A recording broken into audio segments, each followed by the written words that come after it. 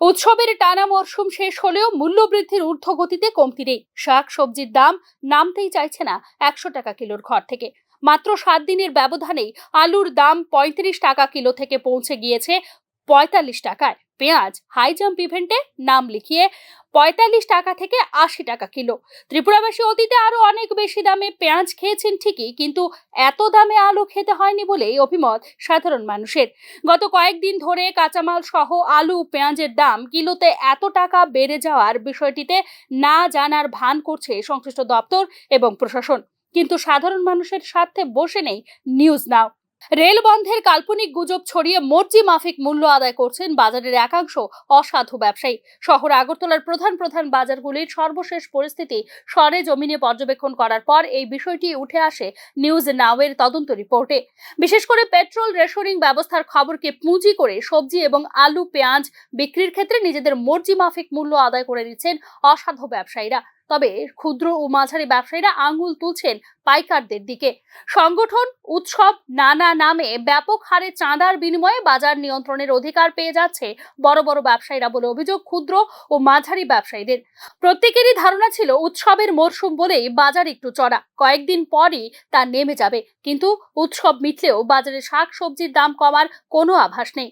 বরং অন্যান্য বছর শীত ভাব সাধারণ মানুষের মনে একটু খুশির রেখা ফুটিয়ে তোলে। অন্তত মাস দুয়েক সবজির দাম হাতের নাগালে থাকবে, এবার সে আশাতেও বালি। উল্টো ফলনের টান বাজারে, প্রতিদিনই ওঠানামা করছে সবজির দাম। একই দিনে সকাল ও বিকালে বাজারেরও যথেষ্ট হেরফের থাকছে দামে। সোমবার বিভিন্ন বাজারে গড়ে বেগুনের দাম ছিল 100 থেকে 120 টাকা কিলো, সরু বেগুন 80 টাকা, করলা 100 টাকা, পটল 100 টাকা, শিম 250 টাকা, ঢেঁড়স 100 টাকা, ফুলকপি 120 থেকে 140 টাকা, বাঁধাকপি 80 টাকা, পালং শাক 140 থেকে 150 টাকা কিলো, মূলা চারটি 30 থেকে 40 টাকা, ডাঁটা সহ অন্যান্য শাক এক আটেই ছিল 10 টাকা থেকে 20 টাকা। বাজার করতে গিয়ে সবচেয়ে বড় জটিলতা চেনা বহু সবজি ওধাও। দাম নিয়ে জিজ্ঞাসায় কথা বাড়াতে রাজি হচ্ছেন না ব্যবসায়ীরা। স্থানীয় উৎপাদন কোনো দিশা দেখাতে না পারায় সবজি বাজারই হয়ে উঠেছে আমদানি নির্ভর। কোনো কারণে বহিরাজ্য থেকে আসা মাল পথে আটকে গেলে বাজারের দাম বেড়ে যাচ্ছে। পাইকাররাও সে সমস্ত সুযোগ কাজে লাগাতে দেরি করছে না। 24 ঘন্টার হেরফেরেই কিলোতে 3 থেকে 4 টাকা অতিরিক্ত আদায় করে নিচ্ছেন ব্যবসায়ীরা। ক্ষুদ্র ও মাঝারি সবজি ব্যবসায়ীদের কথায় বন্যা স্থানীয় উৎপাদকের পথে বসিয়ে গেছে। নতুন করে চাষাবাদ করে ফসল বাজারে আনা আরো সময়ের ব্যাপার। বন্যা হয়ে গেছে 2 মাসের বেশি। প্রশ্ন উঠছে, সবজি উৎপাদন হতে কতদিন লাগে? বন্যার যুক্তি ধোপে টেকে কি? ফলে পরিস্থিতি ভিন্ন এবার। দাম কবে নেমে আসবে আর কোনো নিশ্চয়তা নেই। করে 500 টাকার নোট খসিয়ে থলের অর্ধেক না ভরাতে পারা মানুষের যন্ত্রণা আরো বাড়িয়ে দিচ্ছে আলু ও পেঁয়াজের বর্ধিত দাম। চলতি বছরে এ দুটি পণ্যের মূল্যবৃদ্ধির ওঠানামা ভেঙে দিয়েছে আগেকার সমস্ত রেকর্ড।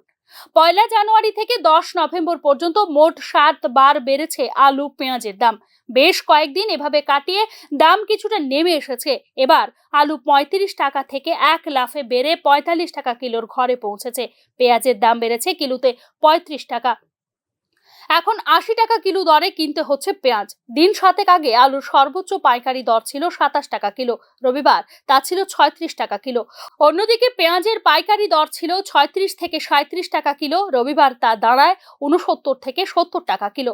এভাবে দাম বাড়লেও রাজ্য প্রশাসনের কোনো হেলদোল নেই বলেই অভিযোগ সাধারণ মানুষের। কয়েকদিন পর কয়েকটি দোকানে প্রচার সর্বস্ব হানা দিয়ে দায়িত্ব শেষ করছেন খাদ্য দপ্তর এবং স্থানীয় প্রশাসন দায়িত্বপ্রাপ্ত আধিকারিকরা বলে অভিযোগ ক্রেতা সাধারণের। এমনিতেই নিত্য প্রয়োজনীয় পণ্যের মূল্য বৃদ্ধিতে ব্যাপকভাবে প্রভাবিত রাজ্যের বিশেষ করে নিম্ন এবং মধ্যবিত্ত অংশের মানুষ।